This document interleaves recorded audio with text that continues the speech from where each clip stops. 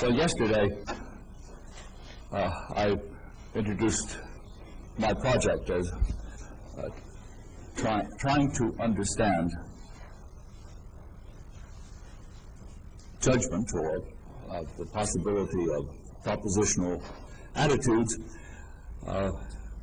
especially the aspect of them that makes them deal with things outside of the mind. There's objectivity. And my method involved asking what's implied by the existence of such attitudes. And so far, about all I've said is, if there is going to be one such attitude, there have to be a lot. There have to be different kinds of attitudes, at least beliefs and desires and meanings, and that all of those are interdependent, and within each of those categories there must be many, many attitudes. I said, just hinted at some of the relations among the attitudes, and I'm going to say a great deal more about that before I get finished. Now, the interdependence of all these different attitudes, beliefs and beliefs, beliefs and desires, beliefs, desires, and meanings, and so forth, what I call the holism of the mental, creates a tremendous intellectual challenge. It creates such a challenge because you can't start with any one of them and hope to find out all of its characteristics and then go on to the next, let's say, belief, determine its characteristics, and then ultimately put them together. Neither can you start, let's say, just with belief and then figure out, let's say, what a person's intentions are, and then figure out what he means by what he says, and so forth. Indeed, what I'm saying now is enough to explain why I haven't a great deal of interest in Grice's approach to meaning. He tries to define or explain or analyze the notion of meaning on the basis of intentions of a very complicated sort. But for me, this would beg the question that I'm interested in, because it would assume that we already could individuate one of the propositional attitudes, namely intentions, in a very fine-grained way before we supposed we knew anything at all about a person's beliefs or meanings and so forth. I'm supposing that that's not going to tell us, so to speak, the basis of such identification of the contents of various propositional attitudes, because it would just simply assume that we already knew one of them and then could go on to the rest. So there's a very complicated pattern there. The question is, how can one get into that pattern? We have to be able to describe the pattern, so to speak, in such a way that we can see how it's possible to work one's way into it from outside. Now that sounds pretty mysterious so far, and what I'm going to do is try to make it sound less mysterious. Thinking of it informally, each belief, each intention, the meaning that we intend to endow our utterances with, each of these items, so to speak, owes its character to its place in this large pattern. Indeed, I think of not only the contents that we assign to any particular attitude as a matter of working within a very complicated theory, but I even think of the concepts of belief, meaning, intention, and so forth as themselves theoretical concepts.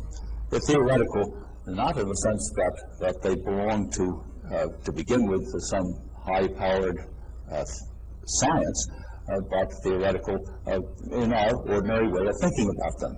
We can't in any sense directly observe what people think.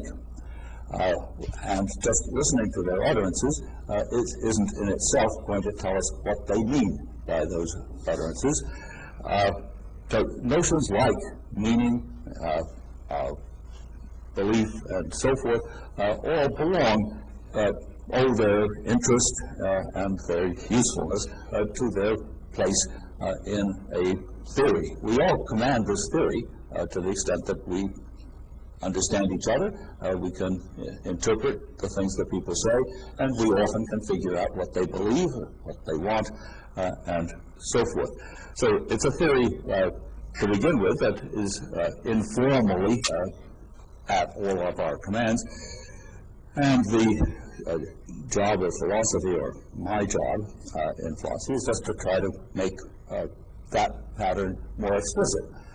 That's to say something about its nature so that we can see why it is or how it is that we can come to grasp it without being able to individuate any of the propositional attitudes by itself, that is, in advance.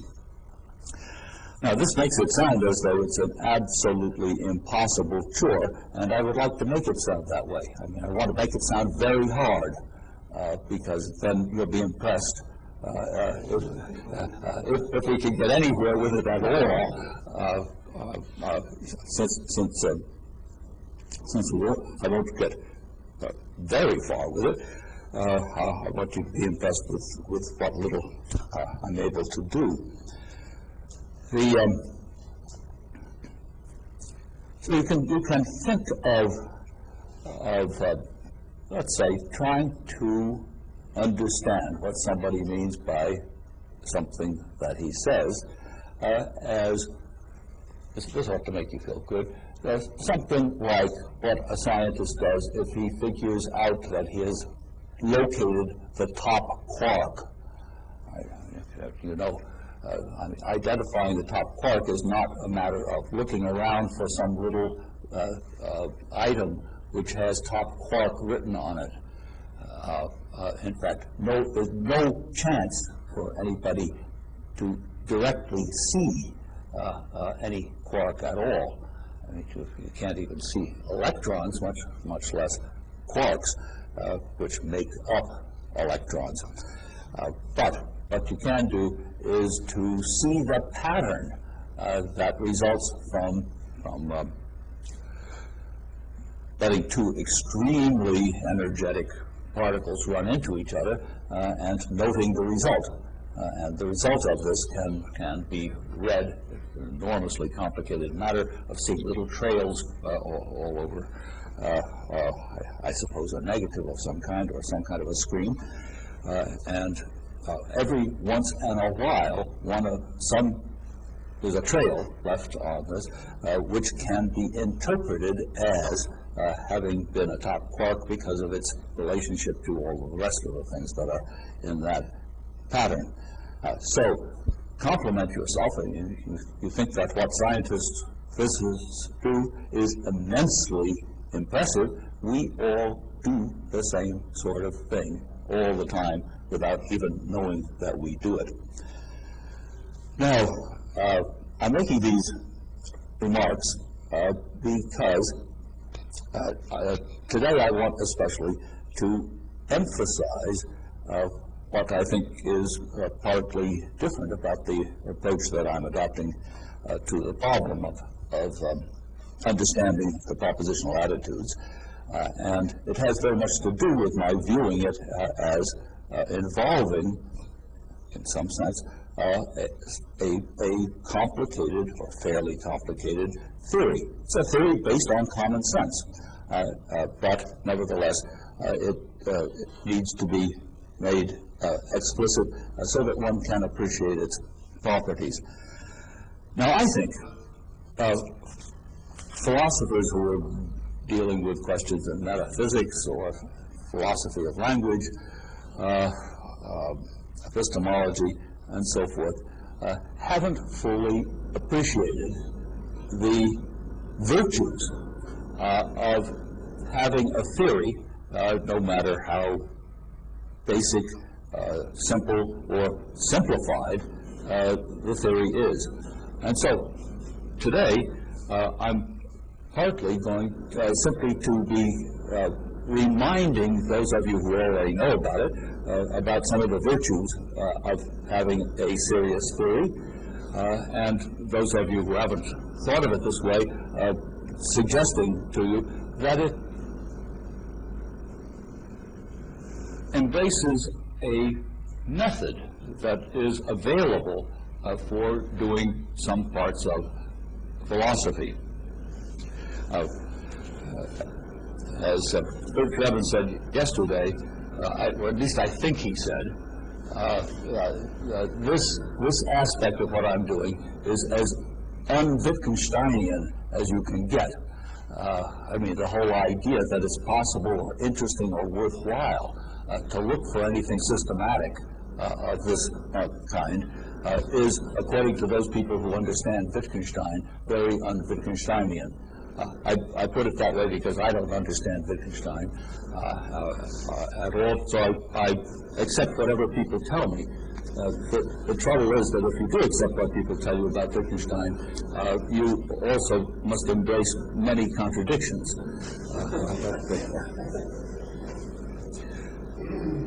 It's all right, Kurt.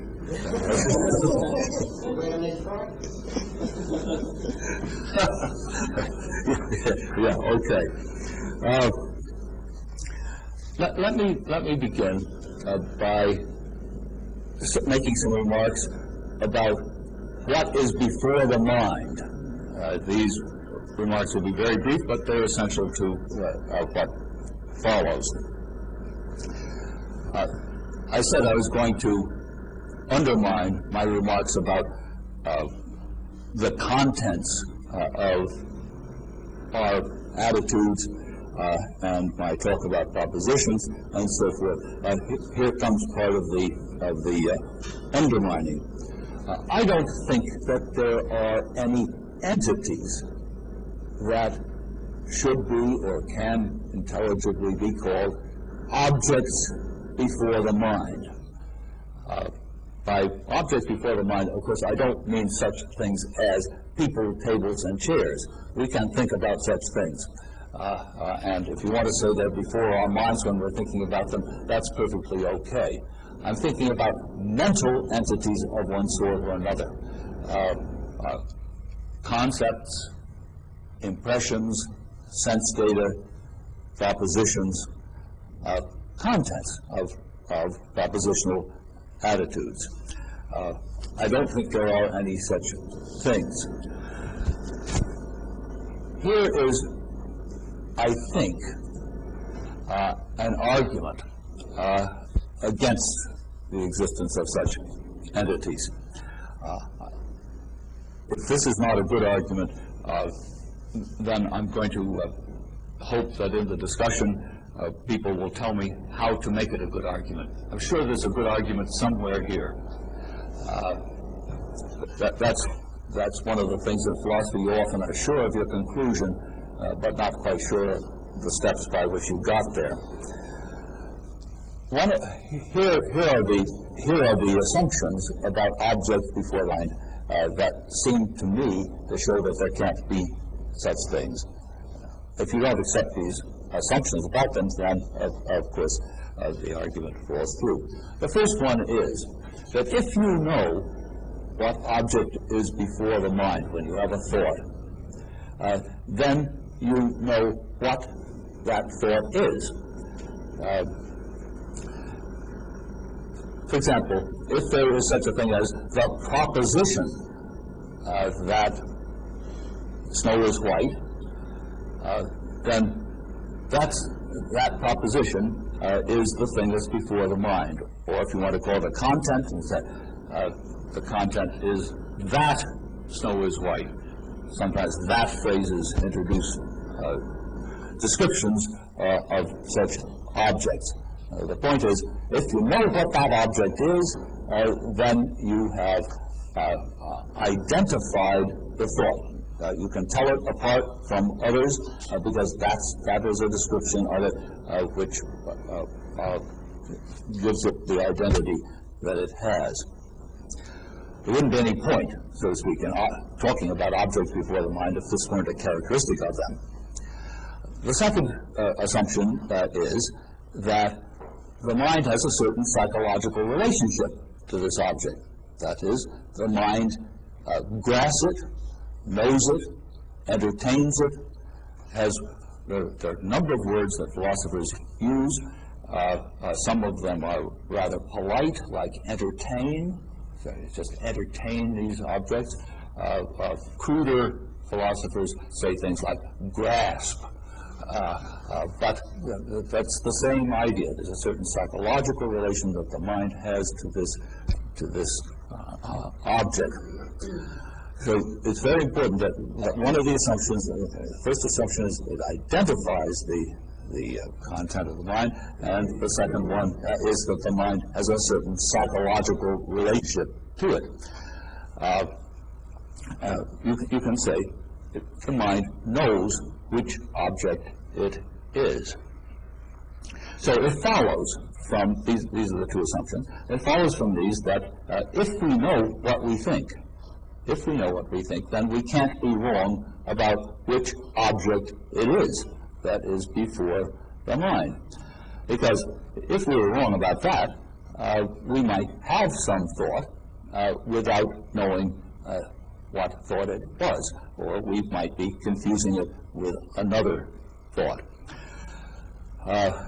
Now, the difficulty is the following, and that is, if there is any characteristic of that object which we don't know, then we may not know which object it is, because there may be two objects, one of which has that property we don't know about, and another which doesn't. And in that case, we could be confusing one of them with the other. As a result, if we don't know everything, every property that that object has, we don't know, we're in danger of not knowing what we think.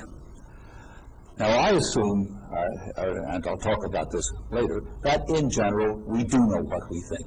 That is, our judgments about the contents of our own propositional attitudes are in general correct. Not always. There are possibilities of mistake, but in general we don't make such mistakes. And I don't know, about the 7th or 8th lecture, somewhere along there, I'm going to try to explain that rather extraordinary fact. I mean, that we are mostly right and don't have to seek evidence for the contents of our mind. All right, then, the difficulty just lies in the fact that there simply are no objects at all, abstract, concrete, or otherwise, that we know everything about. Every object, every entity has an infinite number of logically independent characteristics. And this is just as true of abstract objects as it is of concrete and particular objects in the world. There are no objects about which we know everything. Right?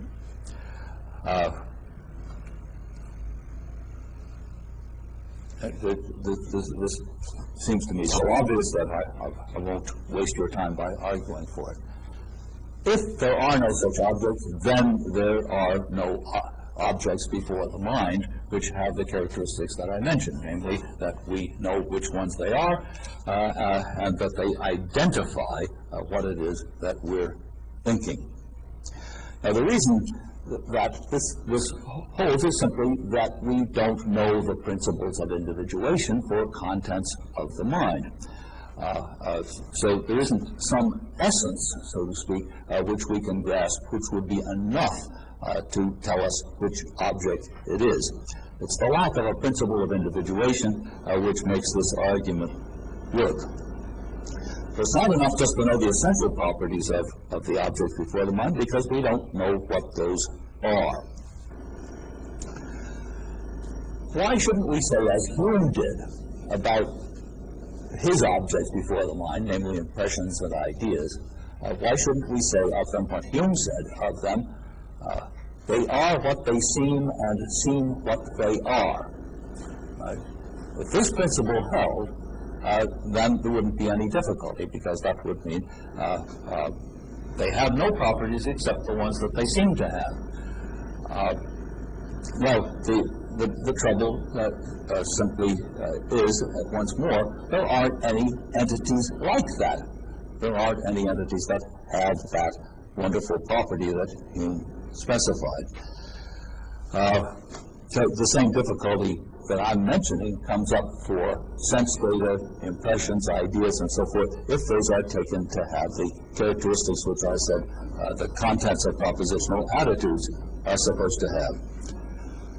What explains the fact that we're so inclined to talk that way and to think that way about the contents of the mind? I think myself that it's because we have confused at least two separate problems. Maybe three. One of them is what is the logical form of attributions of attitudes? That by attributions of attitudes, I simply mean what some people call belief sentences, or sentences in indirect discourse. They're sentences about what somebody believes, wants, thinks, intends, and so forth. All of these attributions either have the form of naming the agent, describing the agent in some way or other, then followed by a psychological verb such as thinks, hopes, expects, believes, and then follows that, the word that, or perhaps that is missing, and then comes a sentence which specifies the contents of the attitude. Not all sentences that attribute attitudes have exactly this form. For example, sentences that attribute intentions don't have exactly this form. But they all can very easily be worked around to have this form with just a little bit of playing. And it's perfectly clear that, in effect, all of them require the contents of an ordinary sentence to specify the character of the attitude that's being attributed. Now, we do need to have a view about the semantics of sentences of this kind. And the only possible, logical form that we can give such sentences is one that requires us to have an infinite store of entities that we can refer to. Now, the person who's doing the referring here is not the person who's doing the thinking. It's the person who's doing the attributing. Of course, if you attribute a thought to yourself, rather than you do both. I mean, you're in both positions. But I say there is no way of giving the semantics, the logical form, of attributions of attitudes without having an infinite supply of entities to which to relate the person. I'll give various reasons for thinking that of different sorts, but so far I just say that. All right. Now, that makes it natural to suppose, it makes it extremely natural, apparently, just given the history of thinking about this, it makes it very natural to say that entity, which somebody has to refer to in order to attribute an attitude, is the entity that is before the mind of the thinker. Right? If somebody believes that snow is white, Well, there's that phrase, that snow is white. That's the thing that the person is before the mind of the person. I say, although it is true that attributions of attitude require an infinite supply of appropriate entities for the attributor to use, there's no reason to suppose that those entities have any psychological significance for the person who has the attitude. There's no reason to suppose that it's something that the person is in psychological contact with, that the person is grasping, entertaining, knowing, whatever your favorite word is. Of course, there is a relationship between the person and the entity, which is created by the attribution. But it doesn't have to be, and I'd say is not, a psychological relation at all. It's a relation that's created by the necessity for somebody, if they want to attribute the attitude. If you also think that these entities have a special epistemological significance, as of course a great many philosophers have thought, then that's a third thing that you can confuse with the other two.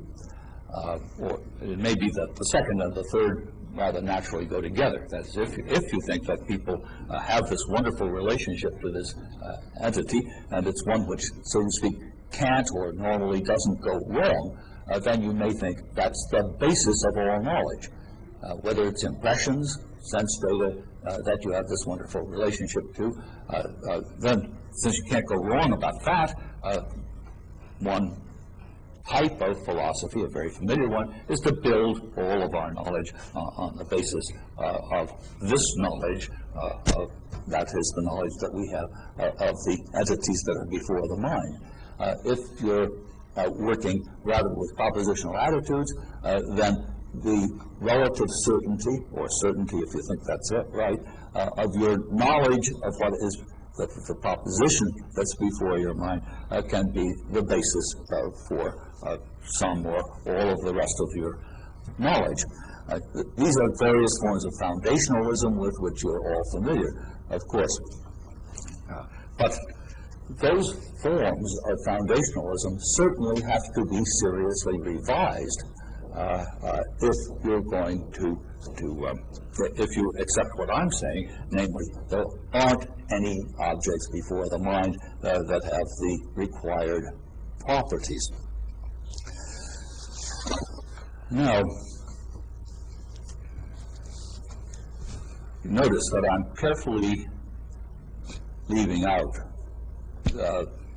I'm not saying what those entities are that attributors of propositional attitudes need, but of course I'm going to come to that, and in fact, in a way, it must already have occurred to you that there aren't very many possibilities, and what kind of possibilities there are will be occurring to you.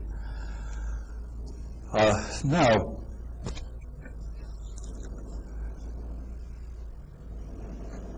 in some respects, in some very important respects, the question how judgment is possible, how propositional attitudes are possible, is a bit like the question, how are lengths or weights possible? I think it's instructive to think about lengths and weights in analogy with thinking about beliefs and desires and intentions, because I think the ontological situation is rather similar. So this is part of the sort of tutorial that I'm launching on today about the virtues and characteristics of certain kinds of simple theory. I want you to consider what it's like to attribute weights and lengths to things. How do we do it? And what kinds of strange objects are lengths or weights? Well, the right answer to that question is they aren't any kinds of objects at all. I mean, there are no such things as lengths and weights. There are such things as objects that have a length, objects that have a weight, and there are such things as numbers, which are abstract entities. But that's all the ontology you need. This is something that I learned from Quine many years ago, more than 50 years ago, and I think he attributed this piece of wisdom to Carnap. Is that right? Yeah, good. Who got it from Whitehead? Is that right? All right, good. Yeah, here we go. Well, anyway, I mean, the point is very simple.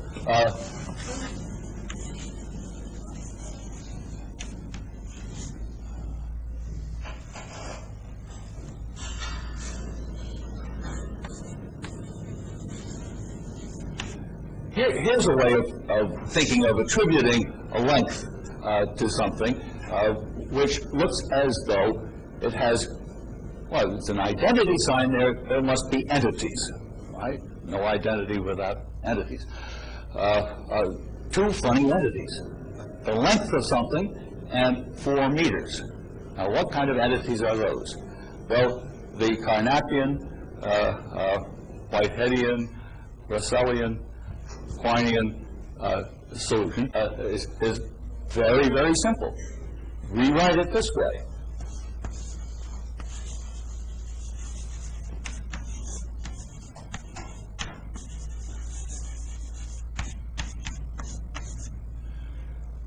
Now, there are only 2 entities, actually, that are necessarily mentioned here. One is A. Here's a referring term, and the other is 4. Here we just have an operator of a certain sort. So this is a way of getting rid of funny ontologies. In this particular case, I mean, we still have some abstract entities, but at least they're well-known ones and ones whose properties are appreciated. Let me suggest that we, in analogy with the first statement here, let's say Jones' belief equals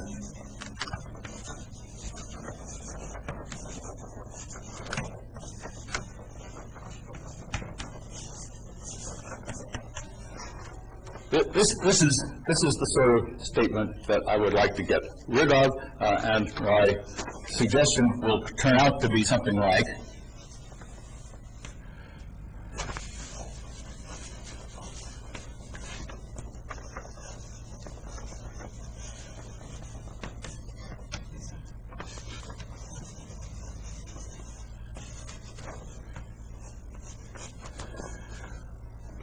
Jones' belief in interpretive scheme S equals, and now here we need an entity. We need an entity that does the work that the numbers do up here. The point of this so far is simply to emphasize the analogy between measurement in the physical sciences, for example, but measurement also in psychological sciences, if you have a serious theory, and the attribution of propositional attitudes. Obviously, we need available to put over on the right-hand side as many entities as there are attitudes, different beliefs, for example, that we can attribute to somebody.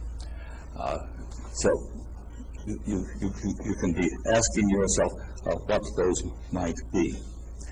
Now I'm going to just remind you of some of the characteristics of any theory of fundamental measurement. Because this is, to some of you, obvious old stuff. Many of you, I hope, have heard me say this before, but some of you haven't. And since everything, a lot depends on it, I'll just sketch it, some of the characteristics of such a theory for you again. Let's take weight just as our example. In any such theory, there are bound to be some primitive notions. By primitive, I simply mean notions which, although they feature in the theory in a big way, are not defined within the theory. They simply, many of their characteristics, but their formal characteristics, are characterized by the theory, but the theory doesn't tell you what they mean. In the measurement of weight, for example, there are typically just two primitive notions. One is the notion of one thing being at least as heavy as another. X is at least as heavy as Y. And the other primitive notion is that of adding two things together. That is the notion of the sum of two objects. Now,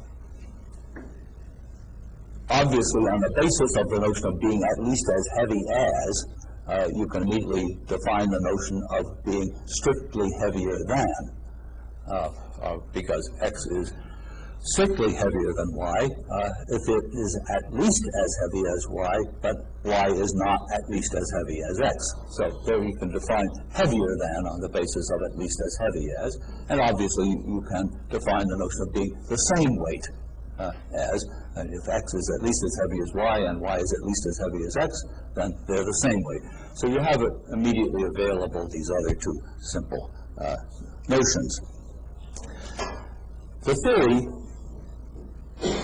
when it's convenient, defines such notions on the basis of the primitive notions and logic, and it then gives some axioms. And the axioms specify the formal characteristics, certain formal characteristics, relations between these primitive notions. One, for example, in the case of weight, would simply be the transitivity of the relation of at least as heavy as.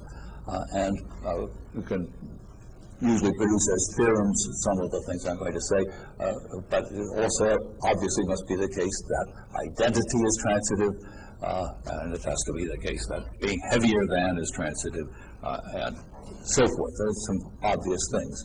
The notion of the sum of two things is going to have certain obvious properties, such as the sum of X and Y ought to be the same weight as the sum of Y and X. Well, simple little things like that. There also have to be axioms that guarantee the existence of things that have, as we would think of it intuitively, any weight whatsoever. This is relatively easy to do. For example, you want it to be the case that for any object, you can find two objects which weigh the same as each other, and such that the sum of those two objects is the same as the first. Right. Should I say that again? You want an existence axiom that says for any object, you can find two other objects such that those two objects weigh the same as each other, and such that the sum of those two equals the weight of the first. Okay? Now, what's the obvious point? The obvious point is that then you have the notion of a midpoint. That is, each of those two objects that you found that are smaller, so to speak, than the first, have exactly half the weight of the first one. And if you have a general axiom that says you can always do that, then you can find the midpoint between any two things, so it will get tinier, tinier, tinier. And if the axiom just says that, then you're assuming that that the weight, any weight can be divided in half. That may be physically incorrect. That is, it may be that postulates the existence of objects that we can't find in nature, because you can't find things that are small enough after a certain point, so that you can. So there's an element of idealization that enters if you accept these axioms without any modification. There have to be a few more axioms, but I'll just tell you they have the simple-minded characteristics that I'm talking about. Now, what's so good about a theory of this kind? What's so good about it is the following. You can prove that a theory of this kind has certain desirable characteristics. For example, the two main things that you can prove about this simple-minded kind of a theory of weight are the following. The first one is, if some set of objects obeys these axioms, then you can assign numbers to each of those objects which will keep track of the relations between them which the theory specified. For example, take those three objects I was talking about, x, y, and z, where y and z, the sum of y and z is identical with the weight with the weight of x, and y and z both weigh the same as each other. Okay, then if you're going to assign numbers to them, you see that you can. You can assign, let's say, the number 2 to x and the number 1 to y and z. And that will keep track of the relations that the theory specified. So that's called a representation theorem. You can represent the relations in weight of these various objects in the numbers in this way. Now, of course, you all know that if you can represent the weights of a set of objects in this way, you can do it more than one way. In fact, I mean, you can do it with pounds, or you can do it with kilos, and you easily see that there are an infinite number of different weight systems that you could have, right? Because you can take any one object, you can assign any weight you please to it, any weight at all, unless, of course, it has no weight. If it has no weight, you have to assign 0 to it. Right? So there is one object, namely, or all those objects that don't weigh anything. You're bound to assign the number 0 to them. But to pick some other, one that weighs more than 0, you can assign any number you please to it. Any number you please. Now, after you've done that, all the rest are fixed, uniquely. Right? So, given any set of numbers that keep track of the weights of things, you can convert that set of numbers into another set of numbers by multiplying all the first ones by any positive constant. Right? Now, that's a uniqueness theorem. Notice that you don't say, so weight is indeterminate. There's something mysterious about weight. We don't really know how much things weigh. Right? Because maybe they weigh 1, maybe they weigh 17. Who knows what number is the right one? But in measurement theory, people don't say, they don't talk about what we don't know, they talk about what we do know, right? These numbers are unique up to a certain set of transformations, right? And those transformations are just multiplication by any positive constant. But the uniqueness theorem tells you the significance of this form of measurement. It tells you, so to speak, how strong that form of measurement is. Now, those characteristics of the theory are desirable. That is, they allow the notion of weight to do the kind of work that we expect it to do in physics. Right? So it's nice to know we have specified the properties of weight in a way that satisfies our needs. That is what we want out of the notion of weight. Isn't it wonderful? I mean, if you do philosophy, it's so wonderful to have something that's so clear and about which you can say such wonderfully set things. You're laughing, but I think it...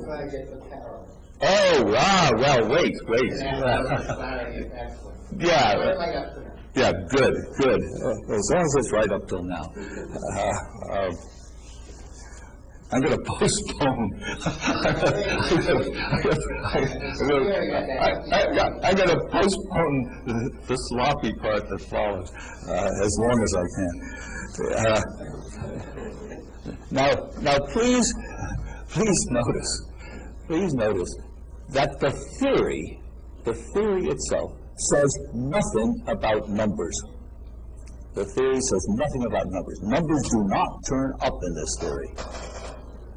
Right? The representation theorem is about numbers. The uniqueness theorem is about numbers. Those are theorems about the theory.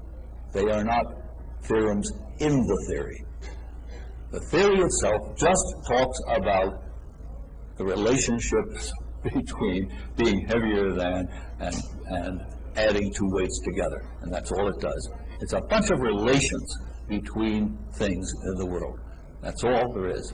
The numbers are a convenient way of keeping track of those relations, but they're not in the theory. Nobody supposes that physical objects come with numbers written on them, right? The numbers don't have, so to speak, any physical properties at all. They're not part of the theory. They're just a very convenient way of using the theory in application. The other thing I want to emphasize is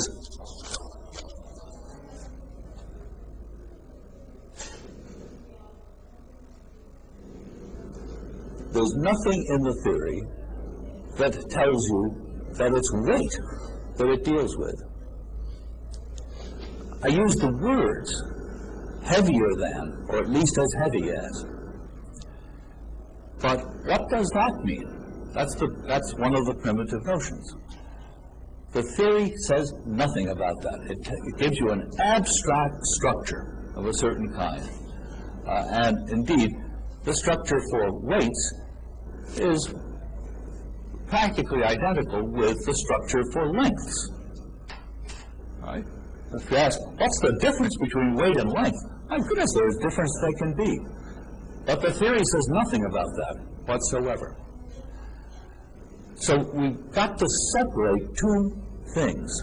One is the formal theory, about which we know that it has these wonderful properties, and we can use the numbers in a certain way and so forth.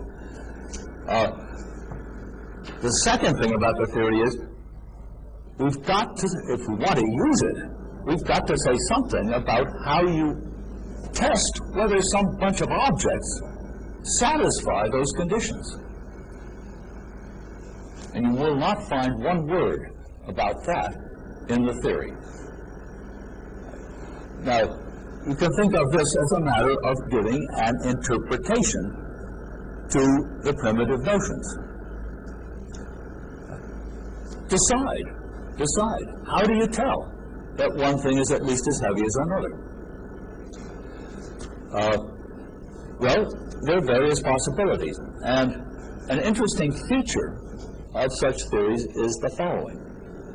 No matter how you interpret the notion of being at least as heavy as, right?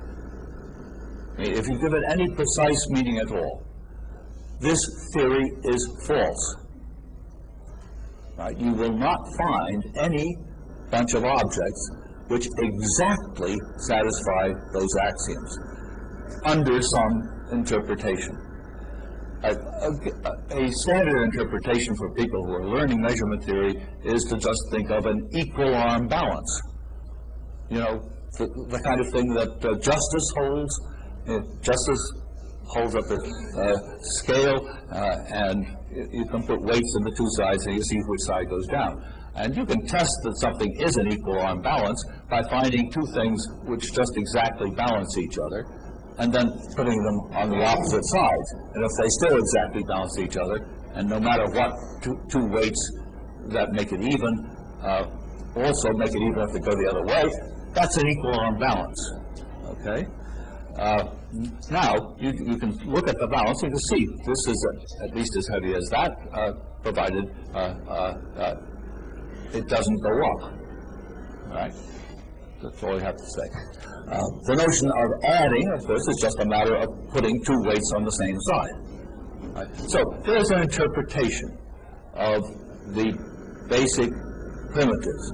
So anytime you have a theory that has these merits, you also have got the problem of asking, how do you apply it to anything real? Right? If it's lengths you're talking about, then you can, for example, say, well, this object is at least as long as that one. If you line the two up like this, you put your finger here, and you feel that they match at this end, and you feel at this end and see if one of them sticks out. And if one of them sticks out, then it is at least as long as the other one, or it's longer actually if it sticks out, of course. So you have the same basic situation, and there's a very simple interpretation. And of course, given that interpretation, or any other you can think of, the axioms will not turn out to be perfectly satisfied. And why not? Well, for one thing, obviously only going to work, let's say for length, it's only going to work with rigid objects, right? I mean, if objects change their length a little bit, or they stretch, or shrink, then the axioms won't hold. The transitivity of length can't be tested by any known method and be shown to be exactly true. Why do we think it is? Why do we think it is? Well, to my mind, things like the transitivity of length are the most impressive, simple examples of the problem of analyticity. I mean, is it an analytic statement that length is transitive, or is it a synthetic statement? You're very foolish if you answer either way, I think. The idea that the problem about analyticity always involves at least two different notions is wrong. You take just one notion, like longer than, and raise the problem immediately. Is the statement of the general transitivity of length analytic or synthetic? Who knows? Foolish to decide. I mean, the way we think about it is something like this. If it doesn't work out with some objects, either we've made a mistake in measuring, or the objects weren't rigid. Right? So, shall we say, well, so the transitivity of length is part of the definition of what it is to be a rigid object, or it tells us that's the way things really are, and our testing is always off if it doesn't come out true. Well, you can choose, and obviously in different situations you would choose differently. Okay, I'm going to use all the things I'm saying, I'm going to use when I come to talk about the propositional attitudes. Do we see the possibility even of a psychological theory, and that a theory about the attitudes that would specify anything anywhere near as precise as the kind of thing that I'm talking about with weight or length? I say yes. We have a number of psychological theories that have the same degree of precision and about which we can say the same kind of thing. The most obvious example is what's sometimes called decision theory,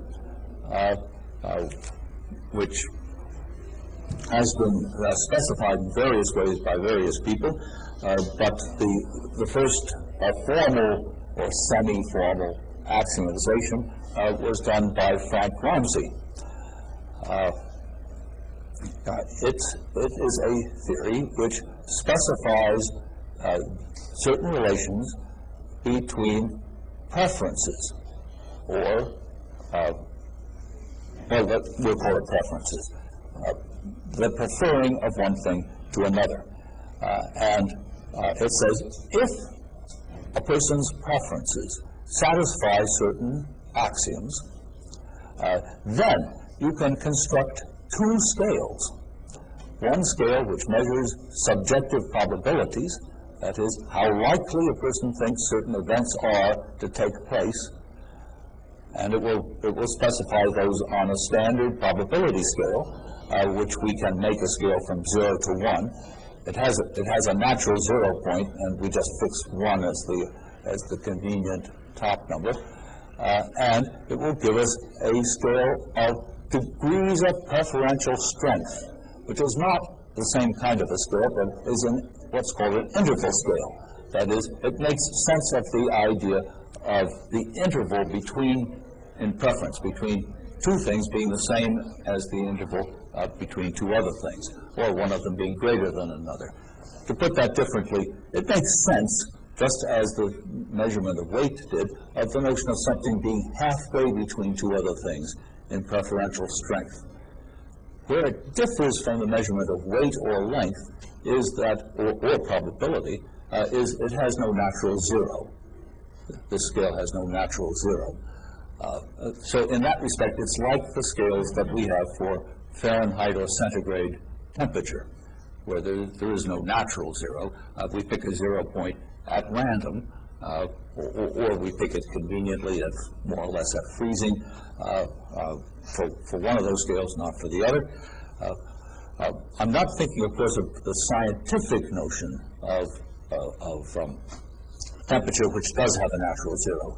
But before people knew enough physics to have a natural zero in the temperature scale, they had Fahrenheit and centigrade, Celsius, and there isn't any. That's an interval scale. It makes sense of the notion of one thing being halfway between two other temperatures, but it doesn't make any sense of the idea of one thing being twice as hot as another.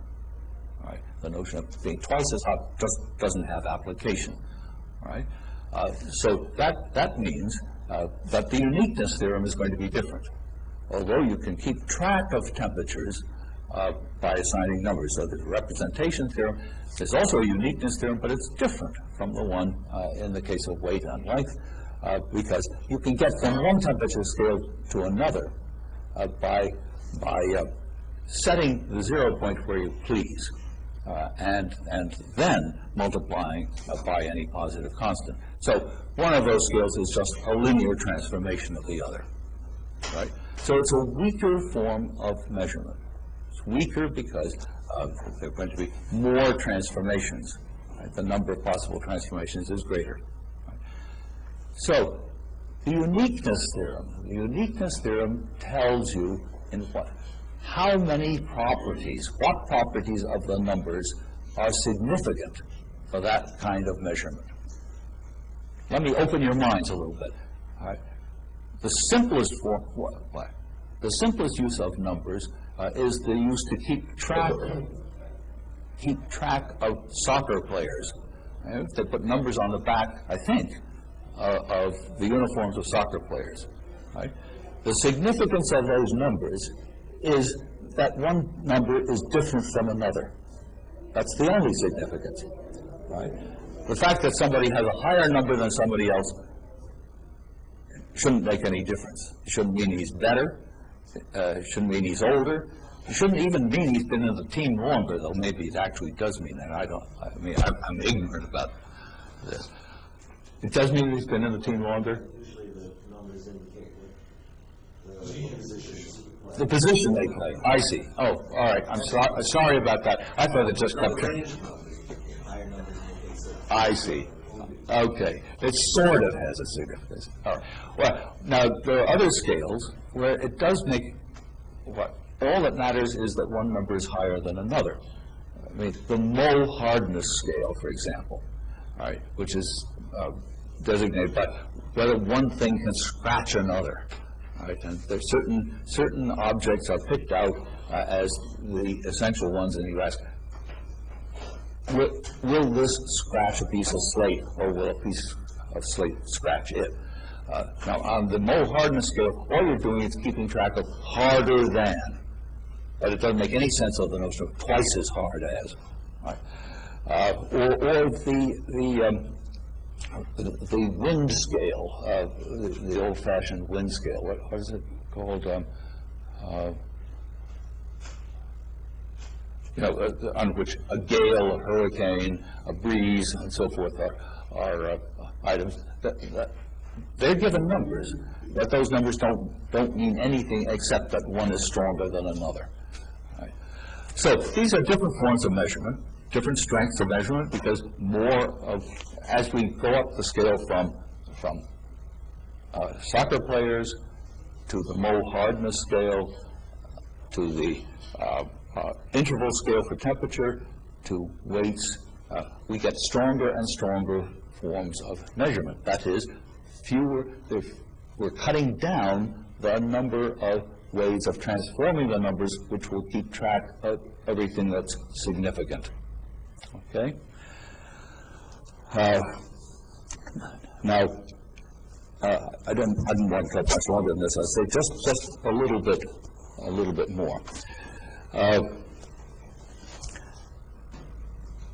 In each of the important cases that I've mentioned, and those are weight, length, and decision theory, about which I'll say more later, there is a transition from the evidence, which is what we use to interpret the theory, and what the theory produces. In each case, the evidence, you can say, is qualitative, that it is based on some simple relation like heavier than, longer than, is preferred to. The outcome is that we can apply numbers in a very sophisticated way to the very entities that we were observing in the first place, just on the basis of this simple qualitative thing. So in one sense, you can say we're going from a simple, qualitative, relatively observable relation to something that we only could get by way of a theory which postulates a very sophisticated set of relations between the qualitative relations. Okay? So then we have something quantitative, which just means more sophisticated. In the case of decision theory, we go from the simple relation of preferring one thing to another to the two very sophisticated notions of degree of belief, that is subjective probability, and desirability from the point of view of the person as measured on an interval scale, what is sometimes called cardinal utility. But if you don't know what that means, it doesn't mean anything more than what I've just said. So that represents philosophically something that can't be called analysis in the old-fashioned sense of giving the meaning of something. It's not definitional in character, except in the sense that such a theory can be thought of as defining a certain kind of set theoretical structure. It's a way of making one sort of philosophical progress because it shows you how you might be able to go from something rather simple and unsophisticated and relatively observable, such as preference, or one side of the scale going down rather than the other, to something much more complicated, namely being able to measure weights in the way we do in kilos or pounds, or measure degrees of belief in various events and degrees of preferential strength on an interval scale. So that's a kind of conceptual progress which only a serious theory can provide you with. So it's well worth adding to your armory of philosophical tools this way of thinking about things when you decide, for one reason or another, that it's impossible to give a definition of basic concepts. You can still say something about them. You can say they have a certain kind of formal structure, and you can say, here are ways in which you might apply that structure to what you can observe. Okay? I need all of this to soften you up for what's coming, because what comes in the end is not going to be all that precise, but it will make use of decision theory, which is one sort of theory. Now, I'll just say, I haven't really explained this yet, quite obviously, but I say this approach is part of what's free us from the notion of objects before the mind, just as the numbers don't enter into the theories that I'm talking about at all. They enter into decision theory either. The numbers don't enter. In the same way, the things that we're going to put over the right-hand side of the sign on the bottom line down there are not going to have any psychological significance at all. What are they? What is the point? Well, what's the point of the number in line 2? It's to keep track of where one thing is in relation to a lot of other things, right? Having decided arbitrarily some particular scale, in that scale. In the same way, we need a way of keeping track of the relation between propositional attitudes. To attribute attitudes to people, we're going to have doing that. But we don't have to suppose that those entities are even part of the theory, right? They're just a convenient way of doing theory.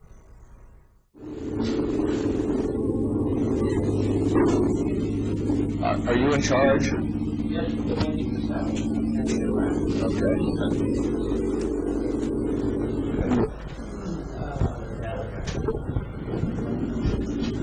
Donald, I was very excited about your talk, because I came here to Spain with the hope that I would get clear about this thesis that there are no objects before the mind. And I guess to preempt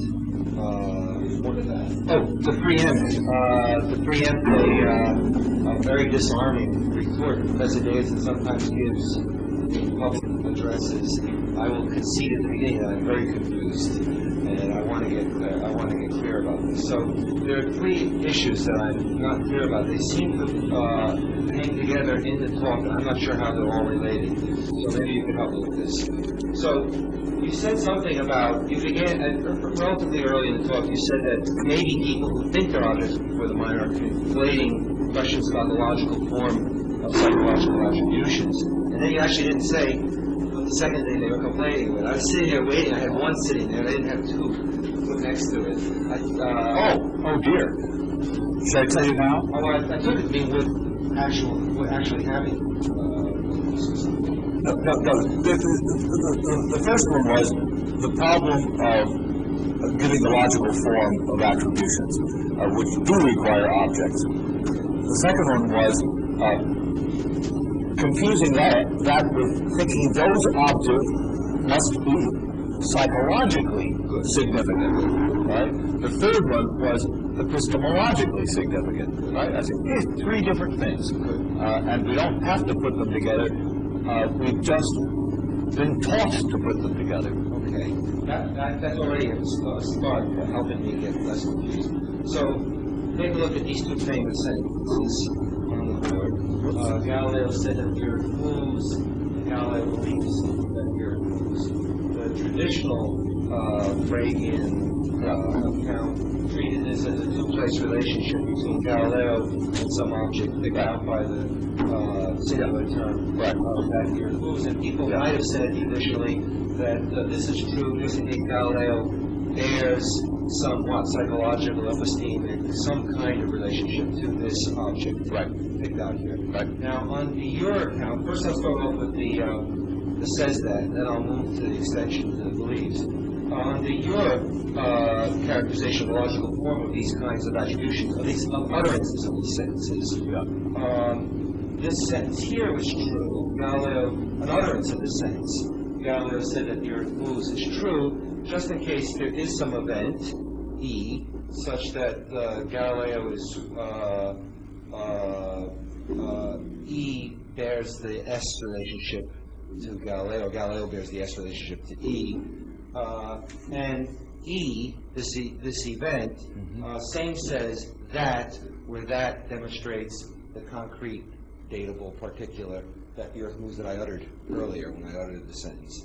And I take it by extension, and you make some suggestions about this in some of your papers, that it would extend naturally to other attitudinal attributions like beliefs, that an utterance of Galileo believes that the Earth moves is true, just in case there is an event or a state that Galileo is in, a belief state that he's in, such that this state, same believes, because same saying and same believing might not be the same, might be different restrictions on it, to that, where that again demonstrates my concrete, data, particular, my utterance of the Earth moves. Now here's my question. I guess the first point that you were just making, which was helpful, is that certainly these parts here aren't about Galileo at all, so they're not ascribing any psychological or epistemological relationship between this E and Galileo and the datable particular or anything of that sort. Over here, all you're saying is that he happens to be in some state. Yep. Okay, and he could be in that state without bearing any psychological or epistemic relationship to it. I mean, there's nothing in this notation that requires it. Now, here's the part that I'm confused about. And we should be careful not to suppose that states are things we're quantifying over. Right. Okay. Okay. Well, we'll come back to that. Now, there is a literature. It's actually interesting because it's post-Davidson on trying to treat the psychological. It's post-Davidson, even though you did it first. I mean, the articles were written after you already made these suggestions in print, and I don't remember whether they all reference you or not. Stolnecker in Inquiry, Paul Churchland in his little philosophy of science book, Right. And Hartree Field, I think, an unpublished paper. It was a paper he gave at MIT about 10 years ago that I don't think was ever published, in which they offer some kind of measurement story as an account of the logical form of psychological attributions. Now, the part that I'm really confused about is what this story, why isn't it enough just to point out that we can make these attributions and they can be made true by things in the world without our ascribing any psychological or epistemological relationship between Galileo and these events or states? Why do we have to bring in, what does this part of the story have to do with the claim that there are no objects before the mind, in the sense that there are no objects to which we bear psychological or epistemological relation? So I guess there are two parts of the question. One is, do I have this part of the story right? And if I do, isn't this sufficient to show that we can talk about people's beliefs and desires? We ask what makes these true, which makes these attributions true. We can describe that in a way that doesn't posit any psychological epistemological relationship between Galileo and the event or state, which same says or same believes what I demonstrate when I utter the sentence. Yeah, and what's the decision period part have to do with any of this at all? Why does that need to be brought in? Well, in fact, there's nothing. I mean, There's something. How should I put it? There's nothing wrong, really, in just saying with Frege said is a relational predicate. It relates a person to something or other. There's no way to get around that, so to speak. What it relates the person to is, I mean, one doesn't want to accept Frege's answer for various reasons. So it won't work, but what it is still up for grabs. Just as what we put in here is up for the same grabs, right? All this does is take advantage, so to speak, of the obvious progress that's made by going from this to this, to do the same thing here, get rid of entities like beliefs, right? Simply get rid of them. We're rid of them here already. In fact, look, the idea that you can separate the psychological significance of whatever the entity is that you fill in here from the question what you need to complete the logical form is not my invention, for heaven's sakes. I mean, Klein's suggestion in Word and Object, for example, already makes that separation because he makes quite clear that whatever it is you fill in over here, it doesn't have to be something that has any psychological relation significance. I mean, it's a sentence of mine, let's say, and Galileo doesn't know English, so in fact, Quine therefore thinks there's no problem in attributing propositional attitudes to cats, right? Because you don't have to suppose they have any language, just because you have to have a language to fill that gap in. So the idea that you can separate those things is no invention of mine. I'm just emphasizing it. But the point that's what I didn't mention, or should have, is what Churchland and Skolnicker and Field are up to. Is that compatible with it? I thought they actually were doing something different. I thought they were offering an alternative account of the logical form of propositional attitudes, which, by the way, each of them rejects because they think that they're not fine-grained enough. They're using that either you're going to be a Maitzian and just say that every different sentence ascribes a distinct attitude to people, which is actually weaker than your view, because the same sentence relationship could occur with distinct sentences, yeah. obviously. Yeah. Or you're going to get it wrong. In the sense that you're not going to be that sentences which are logically equivalent, let's say, will turn out to be have the same content on that account. But I'm a little bit, as I said, I'm confused. I'm confused because I thought they were offering a theory about the logical form of belief attributions, and you have a theory about the logical form of belief attributions independently of all this talk about measurement theory. Well, so that's what I'm missing. What the connection is. Well, one thing that this brings out that does not is the relativity to an interpretive scheme, which is like meters or feet, right? They haven't got that. I don't think any of them really appreciate the basic idea of comparing it with using numbers. They haven't really used measurement theory itself. But I'm sympathetic, of course, with the basic idea that whatever you use, whatever entities you use, don't have a psychological significance. And I do think it's a help to think of it basically this way, for reasons that will come out later. But obviously, the relativity to an interpretive scheme is essential if you really want to bring out the complete analogy with measurement theory. So the idea that the original accounts that you offered for the logical form propositional attitudes might mislead people into thinking that there are entities that you're now offering this? No, I don't. No, it shouldn't. It shouldn't. Incidentally, I'm not in these lectures promoting the paratactic account particularly. It's consistent with everything I'm going to say, but it's actually easier to do it Klein's way and use sentences, and the relativity to an interpretive scheme makes that okay. So Van.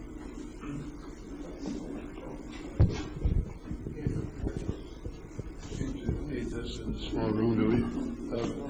No, it's not amplifying anything. It's just Oh, good. it's recording it for history.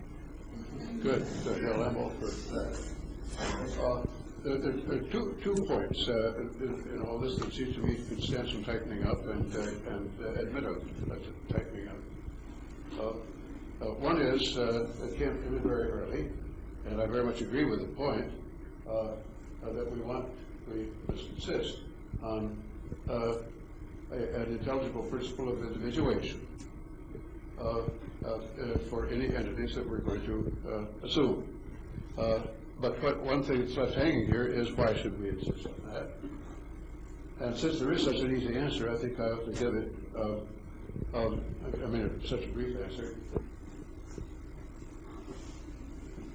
Unless we depart from our standard logic in some very radical and not easily predictable way, identity is definable for any values of our variables. You can define identity. Any two, A is identical with B if and only if they're members of the same classes. So you have to be able to define identity. You have to have an intelligible principle of individuation. It doesn't mean it's one that you can always apply. It doesn't mean you can tell by inspection. What it does mean is that you have to make sense of there being the same thing, the same thought, the same belief, the same whatever, whether you can find out that they are or not. So this is quite another thing from empiricism. It's just logic. The second point, this Ernie Lepore just now touched on it.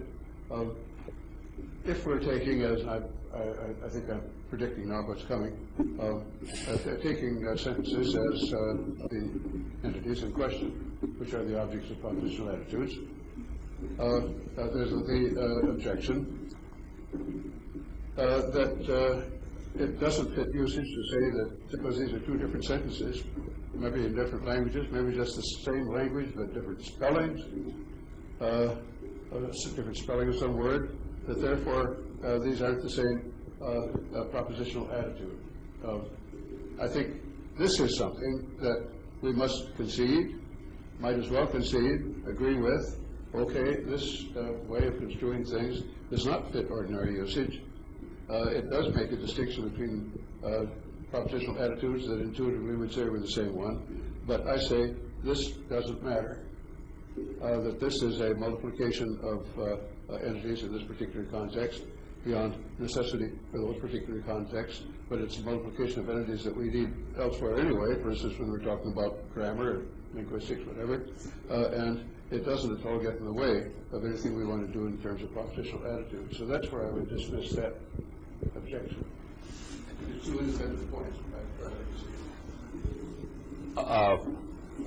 Well, let me point out that whatever we fill in here isn't going to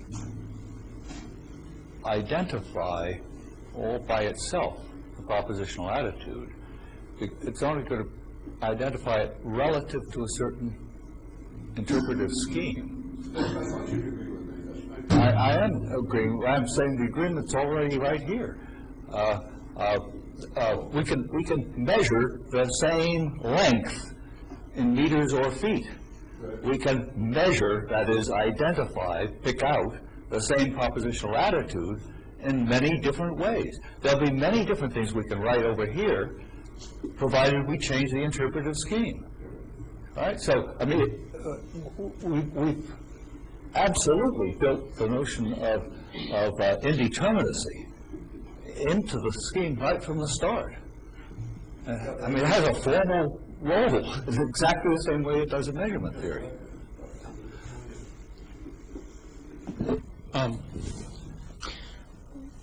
One thing about the third line up here that I think might make what you're talking about less clear to everybody than it might be is that what you're really trying to get rid of isn't such a thing as the belief that snow is white, but objects of belief. Yeah. So it might be better to write that as the object of Jones's belief is identical with that, snow is white, or something of that Good, sort. sure. Yeah. Fine. Yeah, good.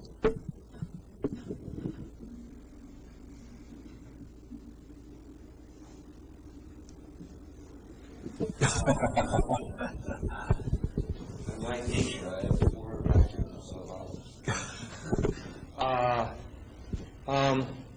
but this is both for Professor Quine and Professor Davis, I suppose. Even relativized to the interpretive schema, will you get anything more fine-grained than logical equivalence?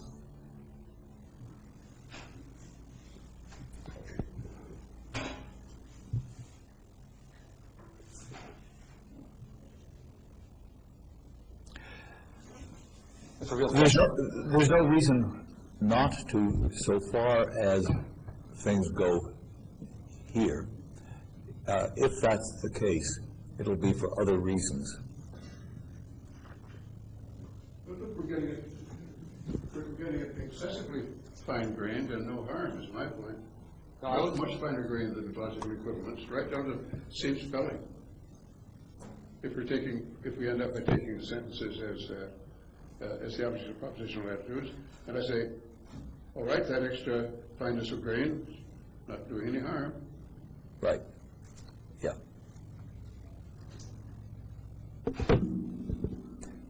Until we say something about how many interpretive schemes are acceptable, we haven't made up our minds about this kind of question.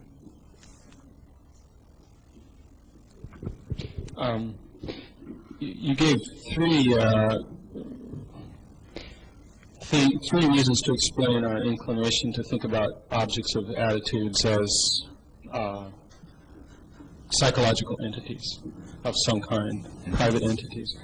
It seems to me there's also a fourth one, and that is probably very much in people's minds here, but that I think you haven't addressed, and that maybe the main one that some people are thinking about at this point. And I don't know quite how to talk about it, or even if you believe in it, but say something like raw feels or sensations.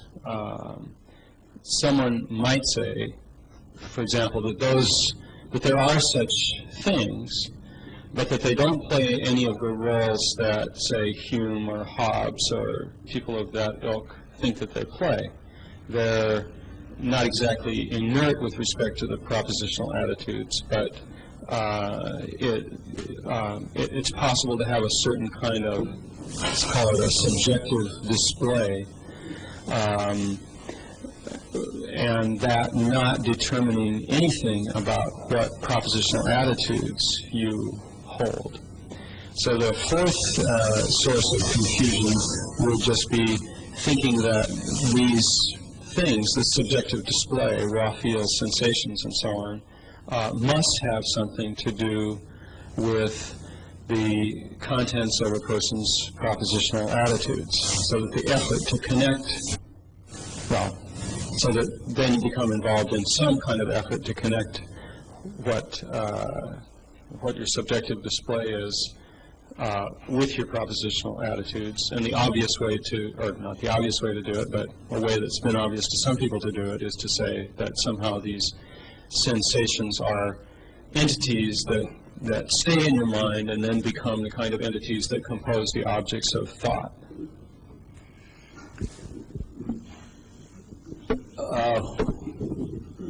Well, the question, the first question would be, what kind of entities are there? I mean, are these fields, things that we want to quantify over? I'm unclear until we take up cases. I mean, I feel an itch in my elbow.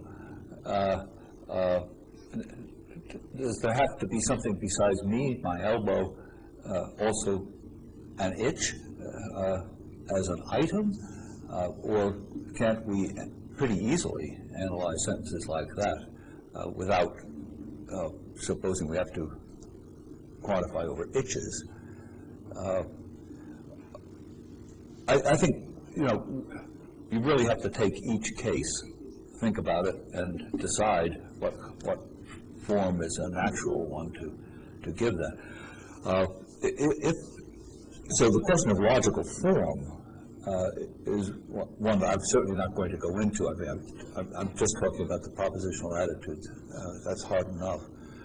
But the question whether if one doesn't say something about feelings, emotional states, and so forth, where those can't be simply assimilated to propositional attitudes, whether you have to add that in order to even have a correct theory of the propositional attitudes, I don't know. I'm going on the assumption that you don't have to do that. Right. And that might be wrong. No, I'm not suggesting that that's wrong. Maybe it's right. It's just that I think that take the case of a melody running through your head.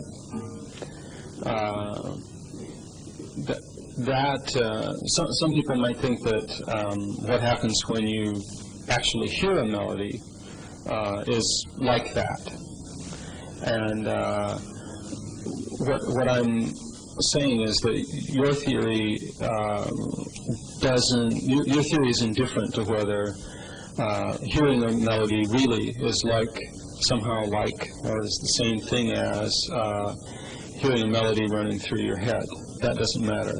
You can have a theory of the propositional attitudes that bypasses that question completely. Completely, yes, Right. I hope so. And the fourth, so I'm just suggesting that a fourth source of confusion about objects of propositional attitudes is that people think that the supposed identity between what goes on when a melody runs through your head and what goes on when you hear a melody has got to be relevant to any theory of mental contents of propositional attitudes, for example. Okay. Perception, that is perceiving that something is the case, is certainly going to enter in at some stage in what I'm talking about. But it's a propositional attitude. It's a propositional attitude, yes, but it's a special kind because if you do perceive that something is the case, there has to be a certain kind of cause. So it says more than just that you think something, although it implies that you think something. And that is important and will certainly feature in what I'm going to say. So the difference between perceiving that something is the case and, let's say, just thinking that you're perceiving that something is the case is a distinction that ought to emerge at some stage. Yes, but of course a melody running through your head is exactly thinking that you're perceiving. No, that's right. But does anybody think that it's the same? I mean, to hear something and just to hear it in your head? No, but Hobbes and Hume think that hearing something in your head is exactly the same as one component of thinking that you're hearing something. Yes. Well, how can I fail the notion of component being as vague as it is in saying that? Well, they're just vague. They think that it's... Right. Yeah, that's where they're wrong. Right. There's a good problem to say that all the business of means component.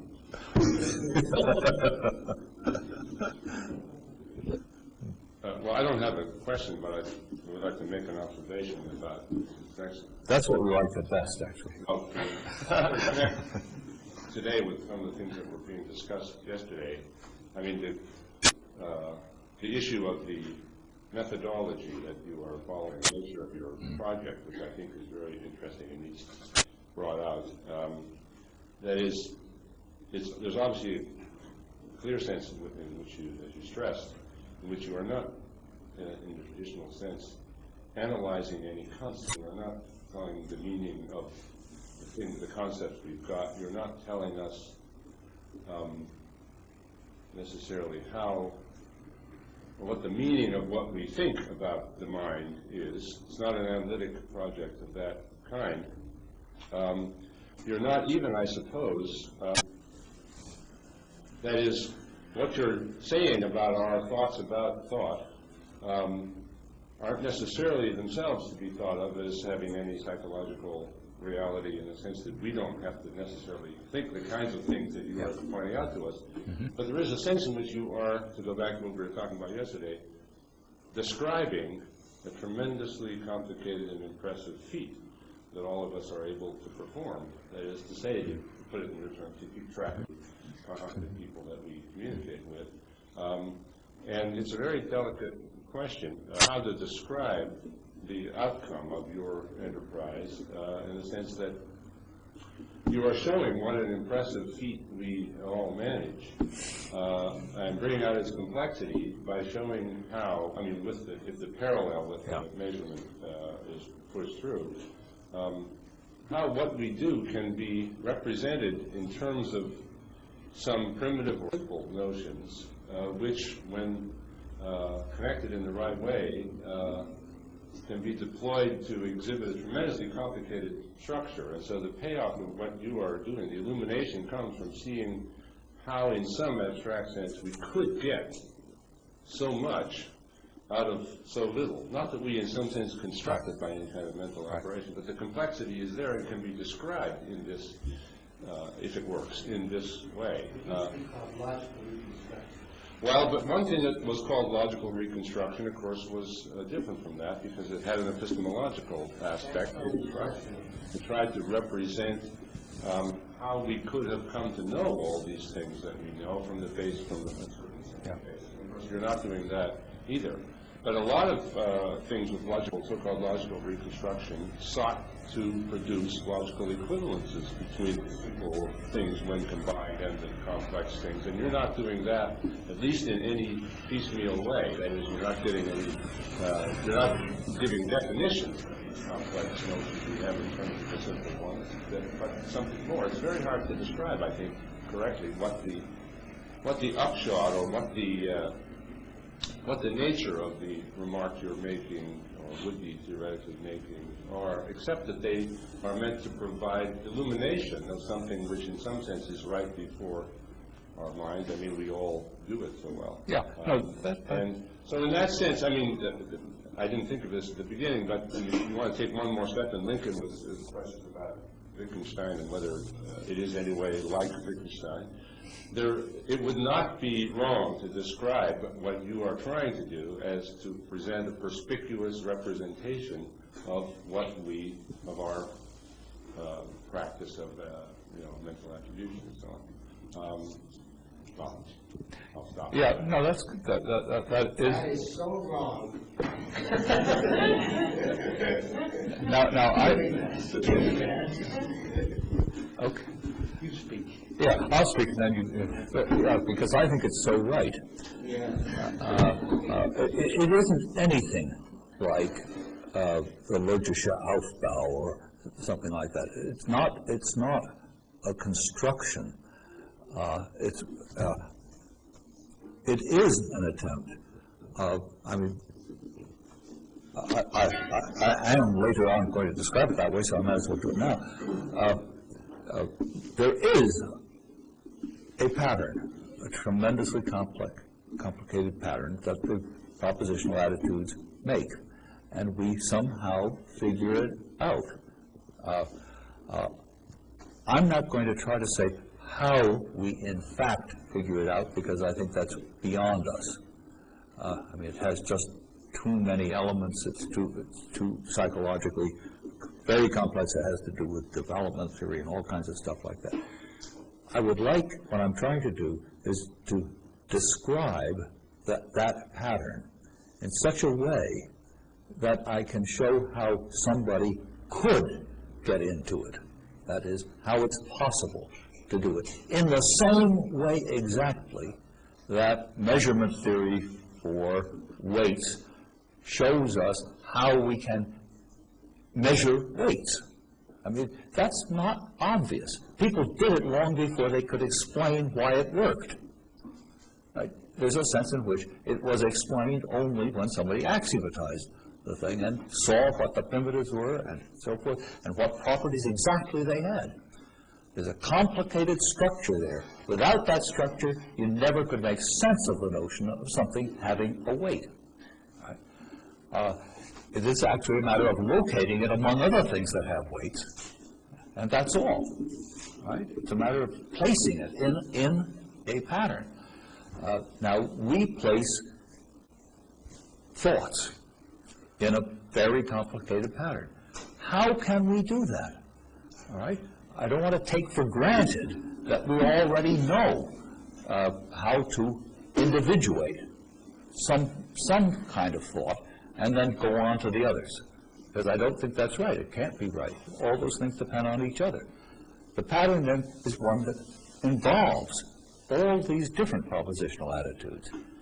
Now, given that, we ought to be able to see how you can get into it. I'll give you one very important hint.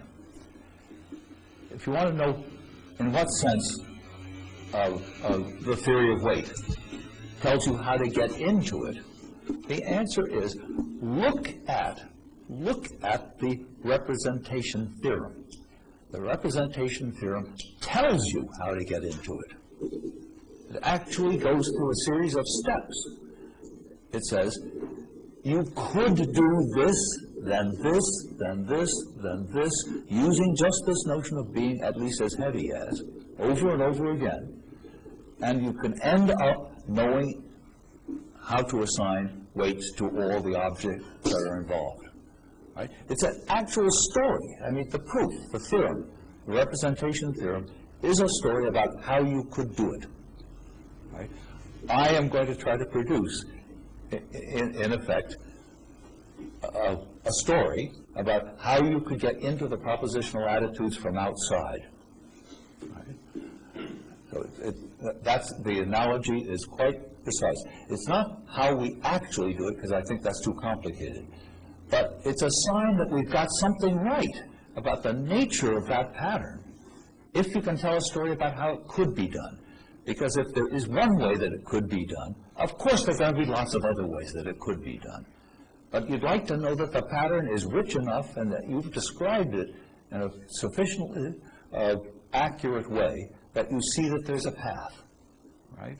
That there's a path from here to there. Sorry, in that sense, that description and explanation coincide? Okay, sure. Yeah, it explains something. I mean, what does it explain exactly?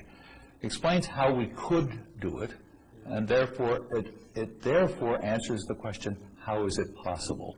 So that's why the very Kantian sounding remark, how is it possible, comes to have an actual application. Bert has been steaming. No, I haven't. To make the point I want to make, I think I will wait until you show me the primitives of your system. Okay. You see, what is totally wrong in what Professor Stroud said. First, this is exactly like the law de Charles. That is, one minute, let me speak. Nothing. Not what you are doing, but the theory of measurement is. You see, if you give me a formalism with primitives, no formalism tells you how to apply itself. Okay. Where you misspoke is where you talked about the theory of representation. Here we're being very technical now, and there's a misleading aspect to what you said. Not wrong, but misleading because you want to go in a certain direction. And to make the really interesting points that will come up, one has to wait to see your system, not to talk about your system. Mm-hmm. Once you give me the primitives, and then you give me what will be parallel to your theory of representation, then I can show you the pattern. The difficulty here is you won't succeed in doing that. You will come close, perhaps, in a very ingenious way, but you will not come up with, your interpretive scheme will not be a coordinate system. You see, what you did in the theory of measurement was, in the so-called theory of the theorem of representation. Right. You, as we said before in the intermission, you set up a coordinate system, a very precise coordinate system.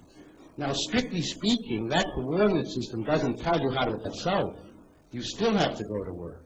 So when you spoke over here just now that the representation theorem gave you an actual measurement, actual method on how to carry out measurement, it doesn't. No. You still have to do it.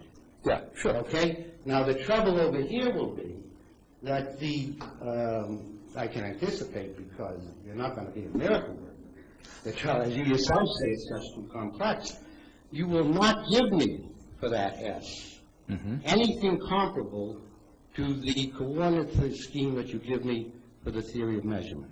Well, and what will come, I'm going to wait. But that's the real challenge. And the other thing is, given the fact that you're going to talk, which is quite right, about the interdependence of all the categories of the propositional attitudes, to have anything like the theory of measurement, you've got to have some primitives. Yes, of course. And they are going to take on a very special character. Yes. Yes, of I'm course. going to have to interpret them independently of the outcome. Yes, you're quite right. But I think you're wrong in saying that I misrepresented anything here at all. Of course you're right. I mean, proving a representation theorem and a uniqueness theorem are all independent of and prior to interpretation. Exactly. Of course, absolutely. I mean, when we interpret, that is, we decide, this is the way to tell whether one thing is longer than another or heavier than another. When we tell that, then we can start actually assigning numbers, right? After making the arbitrary choices of a 0 point and a unit of measurement and so forth, having done that, we can then actually proceed to test the theory and see whether it's true. A decision theory is, in a way, a model because it's a psychological theory. It's about propositional attitudes. We have some ideas about to apply. In fact, I'm going to say, and I think with common sense, we all do apply it all the time. So we know something about how to apply it. Can I ask a totally different series of questions? And then probably going on too long. This is at the very beginning, your metaphysical comments about there are no mental objects, and your a priori proof there are not. Yeah, okay. That's I'd like to that's what you wanted comments on originally. Now, that rests on the assumption, as you very clearly laid out, that to know am I right here? To know a mental entity is to know it with perfect certainty. You can't be mistaken about it. But if we have first-person authority with respect to what we Which is not something you would say with regard to any ordinary object. No. That's the difference. That's right, yeah. But what if someone says, and I'm getting this suggestion from Professor Cavell, but what if someone says that, no, you misjudge the nature of our relation to mental objects. There are mental objects, but they're much more like non-mental objects. No one would claim that to know a non-mental object, we would have to know it with perfect certainty, except perhaps Leibniz is God. Of course. So why do you make that claim about mental objects? Why can't there be mental objects which we identify or specify in the normal way, just like this is a table or a bench? And we might be mistaken about it, but usually we're not any more than there's no mistake about this right now being a bench. And that's all we need. Yeah, look. As I say, this is not Yeah. Well, look, the answer is that our psychological relation to objects before the mind isn't even supposed to be anything like our relationship to bottles and people and so forth. Of course, about those, we don't think for a moment that we know everything about them, all right? My only point there was there are an infinite number of things to know, logically independent things to know about any object, including abstract objects. The point about the mental objects is, though, that what we are thinking is supposed to depend on being able to distinguish this object from others. Otherwise, we wouldn't know what we were thinking. Now, we're pretty sure that we have some unique descriptions of ordinary objects because they have certain properties by which they're individuated. We don't know how to individuate propositions. So we don't know what central properties are, the ones that we would have to know in order to know what we think. So there's always the possibility, there has to be the possibility, that there's another object that's exactly the same as this one with respect to all the things we know, but there's another property it has that makes it a different one. So the argument turns on the problem of individuation. I said so. Yeah, I didn't say, Yeah. but no, this is in no way a Yeah. criticism. Yeah. No way, that it's always the problem of individuation of Yeah. the so-called mental objects. Absolutely, yeah. There's no entity without identity. Yeah. Well, look, there's a red herring here. Yeah.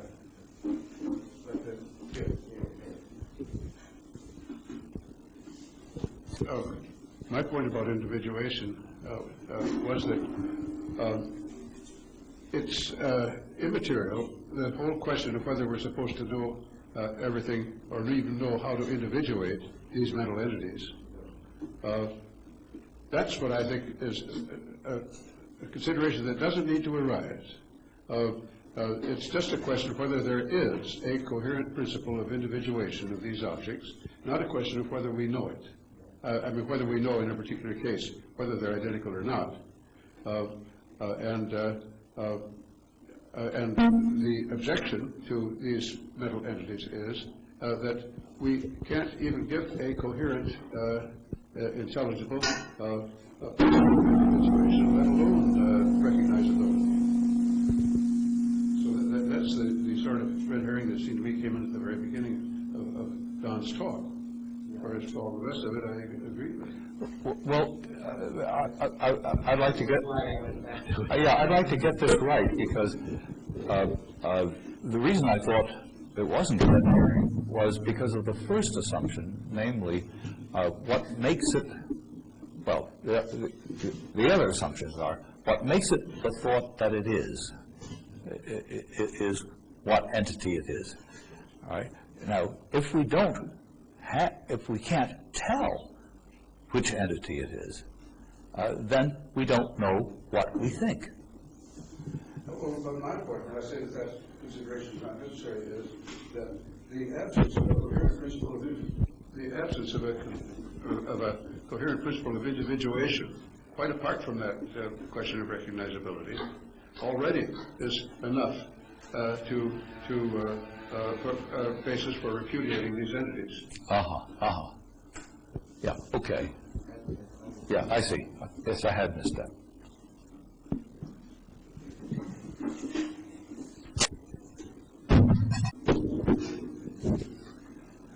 If we're going to be here at 4:30, I think we should adjourn right now. Thanks.